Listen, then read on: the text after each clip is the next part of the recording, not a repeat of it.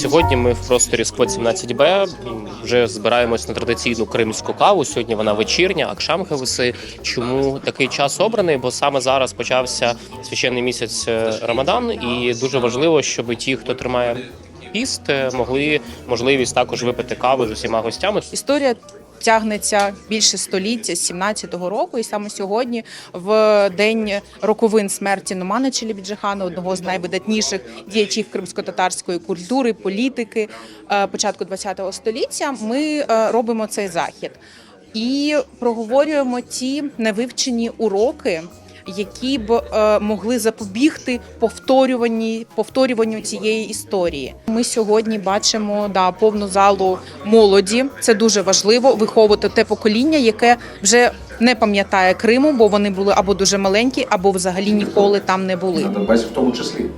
Хочеться вірити, що цікавить не лише спогади про пляж чебуреки і щось таке дуже екзотичне і морське, цікавлять якісь глибокі історичні контексти, історія культури кримсько-татарського корінного народу Криму. Бо коли ми говоримо про Крим, ми говоримо не про територію, ми говоримо в першу чергу про наших людей і про їх долі. Наша сьогоднішня подія – це про підтримку наших людей, хто лишається в окупації, бо насправді люди живуть у відкритому просторі, всі спілкуються, всі мають друзів, і важливо, щоб тут ми зараз більше говорили про Крим, бо це тоді буде відгукатися в окупації.